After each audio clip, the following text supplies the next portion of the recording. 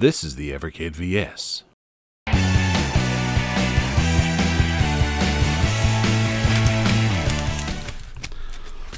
Alright, coming in is a wee bit of an exclusive that I've been waiting for a while, and I got it, actually it turns out I got it a couple of days later than most of the people on the mainland, but this is as you probably saw from the description, the Evercade VS. The limited edition black version for those who pre-ordered it. Founders Edition even, that's what it's called. Alright, so this is it, and in a very sleek black box. I am going to unwrap this. I know there's people who are going to keep it wrapped up and bought themselves the white one just in case, but I'm not that precious about things. So it says Evercade VS Founders Edition on the back here, and then there's minimal stuff on the back. There's no specs or anything of the Evercade, and then around this side is the same again. On the bottom we have some logos.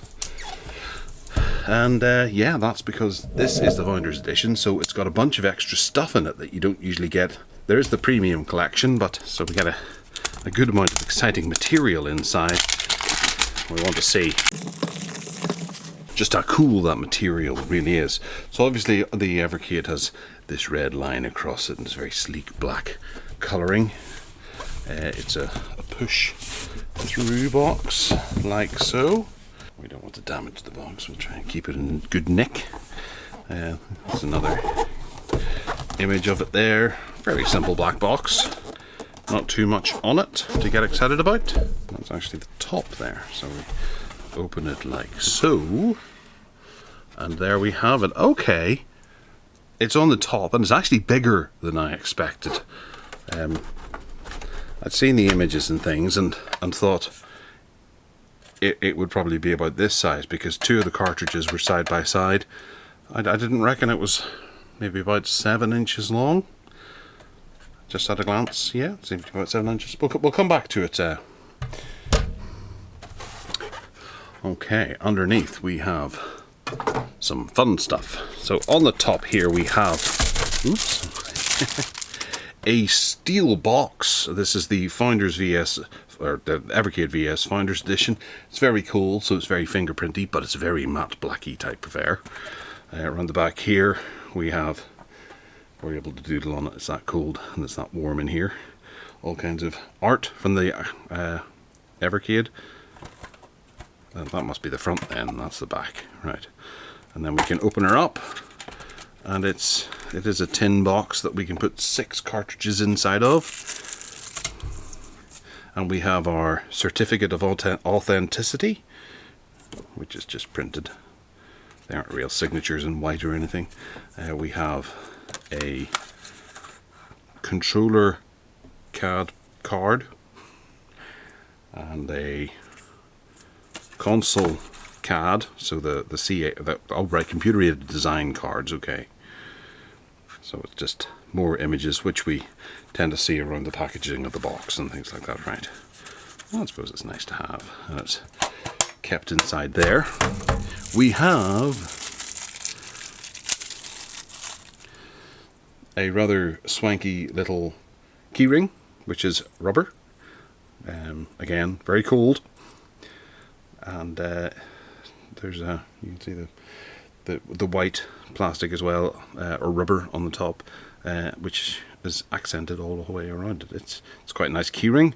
I don't know that I'll use it for anything outside of this room. I'll maybe keep some keys to my retro gaming cabinet on this, which doesn't have a lock. Maybe I'll get a lock and put the keys on this so it makes sense. But it's nice. It's nice. It's a nice addition.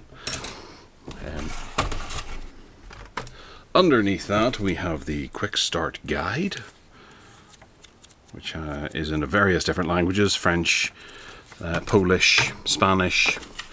That's the definition of various different languages. The link cable as well, Evercade handheld to VS. Okay. Then we also have a poster, a good old-fashioned retro style poster, which is A5, A6. They're 2 A4s essentially beside each other. I can't remember what that is. So I got stuff there, people there, and the games there. And on the, oh, that's nice. Good old-fashioned poster artwork. Xenon, Burger Time, World Rally, Speedball 2. Lovely. Sit and spend hours looking at that sort of thing. And then we have the others, the other bits. We have the Technos collection, Arcade 1. Good collection of games, that. Very much looking forward to playing that on. And of course, the purple ones are for the VS. The red ones are for the portable handheld ones.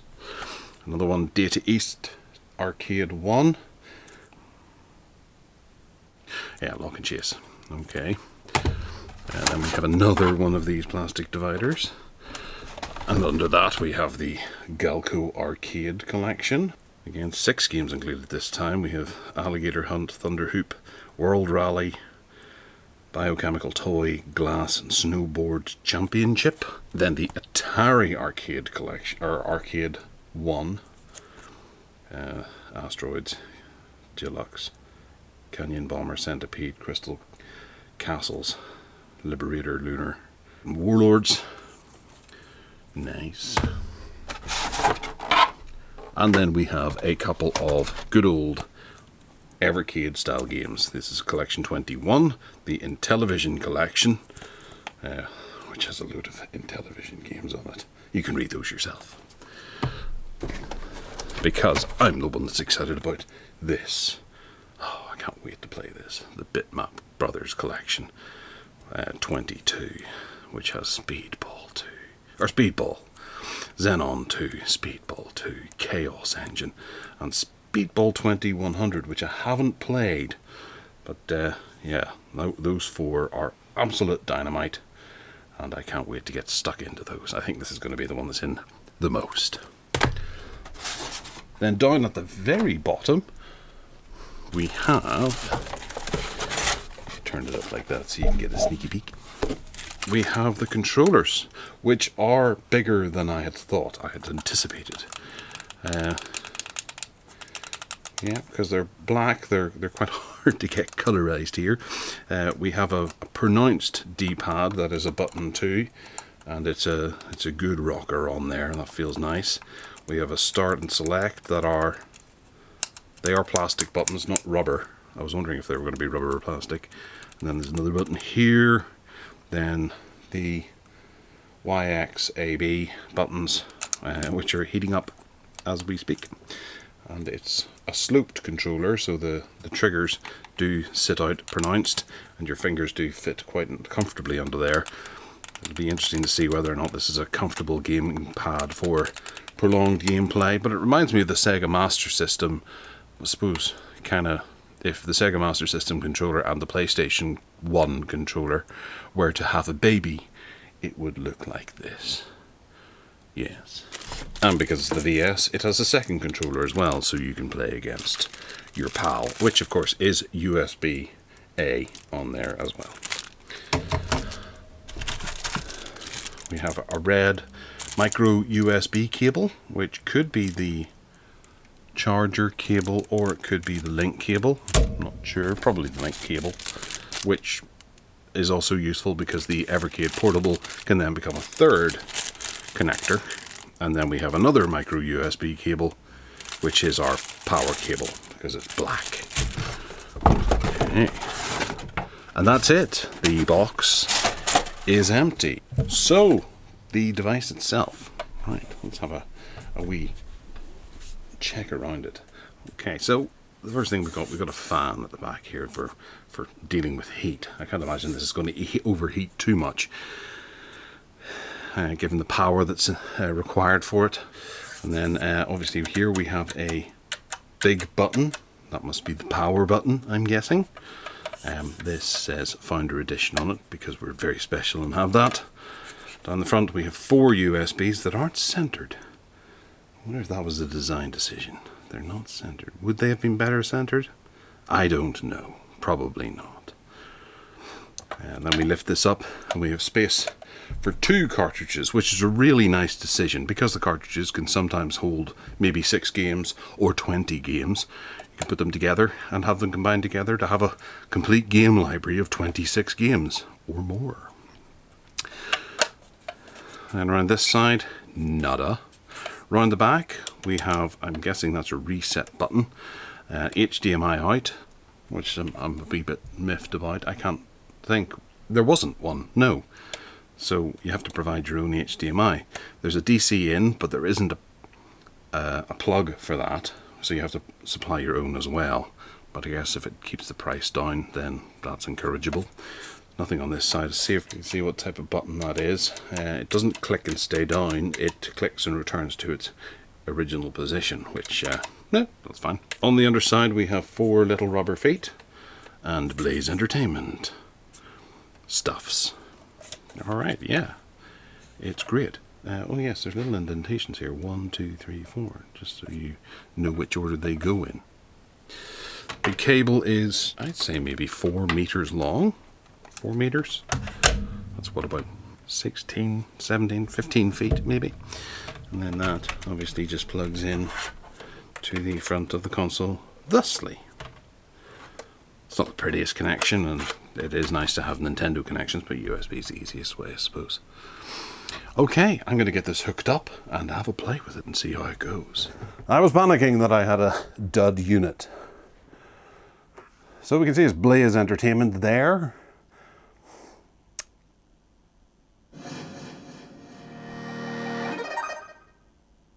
And it's somewhat noisy. It's not hooked up to my surround sound system because I've run out of HDMIs and I had to pull something out of the back. And it turned out I pulled out my surround sound, which was handy. So here we have the controller. We can go up and down, which I hope you all would be able to work that out yourselves. Pressing A takes us through where we can set up the Wi-Fi or skip. So I'll bounce onto the Wi-Fi and see what actually happens here. Let's pick this up. Alright, okay, so we're connected to the network, or at least it's doing so. I did like using the keyboard. It was quite sensibly laid out. You could flip between capital letters and that sort of thing, and there was you had the ability to wrap around and things, so you could go left and right and up and down without having to go back over to the left to get something on the left, if that makes sense. There is an update, which is 209 megabytes. Okay. And as you can hear, there is a little bit of music that is unfortunately coming out of the TV speakers and could sound better. I can't wait to get this hooked up through the 5.1 surround sound, see if that makes a bit of a difference. Okay, so while that's doing all that, I thought I'd take the time to tell you a bit about the specs. It's got a 1.5 quad-core processor inside with 512 gigabytes of RAM, DRAM that is, with 4 gigabytes of internal storage. There's the 4 USB ports, there's an HDMI output which does up to 1080p resolution. It takes a 5-volt micro USB power cable, and it's compatible with all but the Namco cartridges in the existing Evercade library. It's worth noting while this is happening that the USB that comes along with it is a 5-volt, so you should be able to plug it into the USB that's on the back of the TV. I did try that, and then I've got it plugged in through a phone charger cable because it wasn't working, because I was just pressing the button too fast. That's why I mentioned what I did at the start. So I will hook it up to one of the 3 USBs on the back of the TV. Okay, no cartridge inserted. Oh yes, I forgot that part. So that's what happens if you don't insert a cartridge. Going into this menu settings, we do have these, and as a teaser, because of the delay, Evercade went through all of these settings to show you what each of them does. And we've got scrolling credits, which will have the backers as well named in there, which would be quite nice. I'll go and look at that later on. We have secret, where we can put in secret codes, and given that this is going to have updates over the Wi-Fi, hopefully that means we'll get added games and things could change from firmware upgrade to firmware upgrade. Nice fun potential for the future, but I'll go and whack in a game and have a look at it. And The theme, light, dark, and classic. We'll keep it on, well, that's what it is, VS Classic. Sound.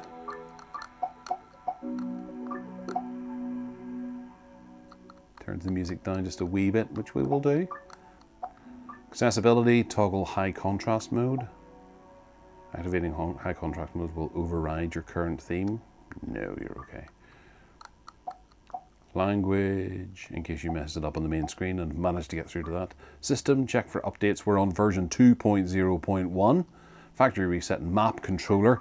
This is a crucial one where you can go in and if you're adding one of their supported controllers, which I believe is a lot of them, you can change the buttons so that they are the same as what's on here. I'm just noticing that this doesn't glow or anything when you're using it, so it's somewhat of a dumb controller, but you know, that's it. If you want to hook up a, well, not a Stadia controller, well, they might work. I don't see why they wouldn't, but if you have an Xbox 360 controller or something like I have over there, you can hook it up via USB if you have the correct cables, and then you can use the map controller to use these buttons. It should know. They say that there are good compatibility between controllers. Evercade, Gumph, legal and support, credits, and then secret. Okay, so let's stick in a cartridge and see what happens. So there we put 2 cartridges in, and I put 2 strategic ones in because I was interested to see, this is a handheld one and this is the Evercade VS purple one, so red and purple, just to see how they show up and if it makes much of a difference whenever you put them in. You can shove them in whilst, you can swap them out whilst the machine is on, which is quite a nice feature as well. You don't have to turn it off and on.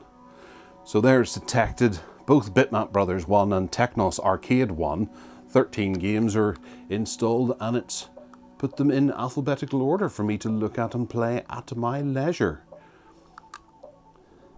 If I select Battle Lane Volume 5, we can see a bit of information about it, some nice art in the background. Controls, oh, that is so nice. There's a few games on the Evercade that I take down to the bedroom or take out with me whenever I'm playing, and I left the instruction manual at home, so I can't work out how to play the game. And I've never really looked into it whenever I've got back home, so you have to have the little instruction booklet that comes inside here as to how to do things. So it tells you on the console. That's very nice. So we can play it, or we can do stuff with save games. So we'll go to Double Dragon 2. No, we'll go to we'll go to Xenon 2 because it's a handheld one. I want to see how nicely it works here. We load up, we have the box art at either side, and it's quite loud. We hit start. Okay, we'll hit that and get ready player 1.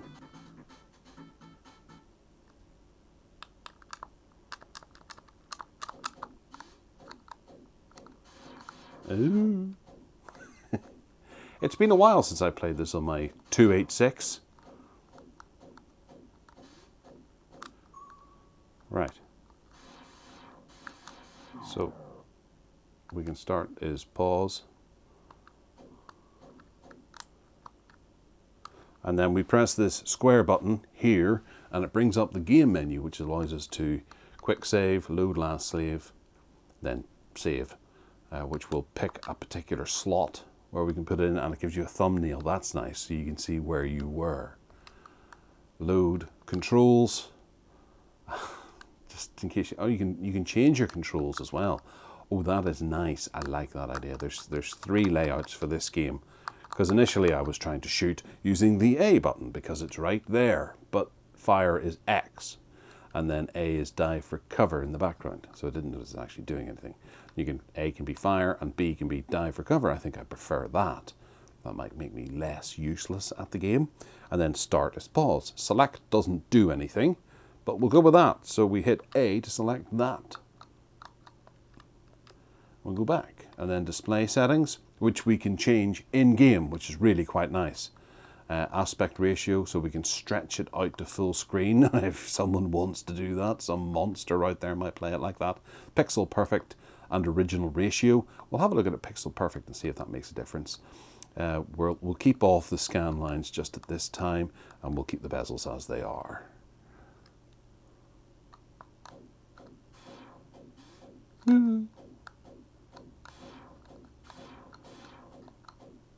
And yeah, pixel perfect does look very nice. Display settings.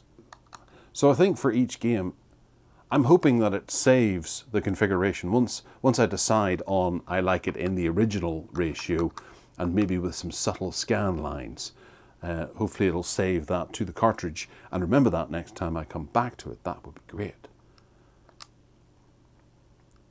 I guess we could test that by going to, we'll go for Evercade Origin on the sides, and then it sets it up and we have some subtle scan lines which are quite nice.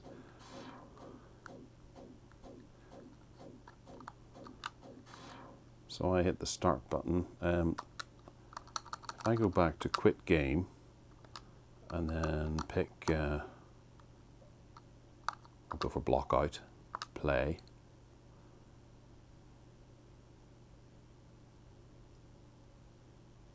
It does take a little while for these to load, but maybe that's just because it's the first time. Right, we have block out, which I do remember having on the PC years ago as well.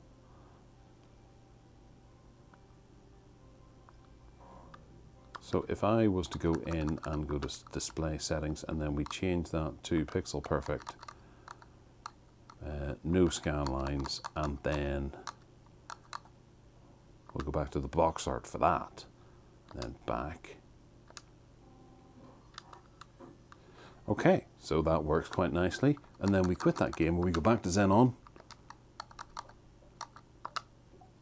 play, and does it take us back to the settings that we have? Well, we've got the box art around the side, so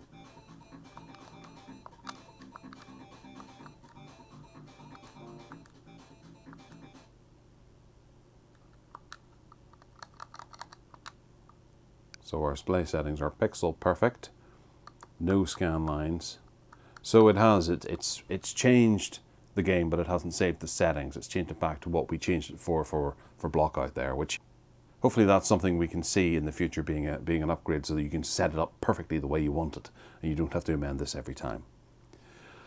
So yeah, there's actually not much else to show about the console itself. The controller does feel quite nice, and it is nice that you can play around with the controller and change the controls. It does a lot of nice things, and I guess whenever you're dealing with a particular, your known content, then you can actually do stuff with that. Whereas if you have a retro console and you go and source your own ROMs and download, say, 2,000 Nintendo ROMs, the console is going to have trouble working out exactly what to do with each and every single one of them.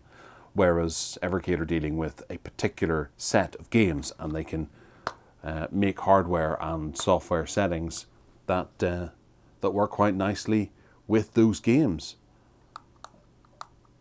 And it's a lovely experience, you know, listening to the music playing nicely in the background, and the potential for the future to be able to have a bit of a jukebox going. Even if you could put in a micro SD card or a USB drive with your own MP3s or something, that might be fun. There's a lot of potential with what they could do with this. So I do look forward to seeing what they do with this in the future. It's going to be really exciting. And a bunch of extra games as well coming out in the future. That'll be great. So let me know if you have any questions. Hit that subscribe button and turn on them notifications. And other than that, take care.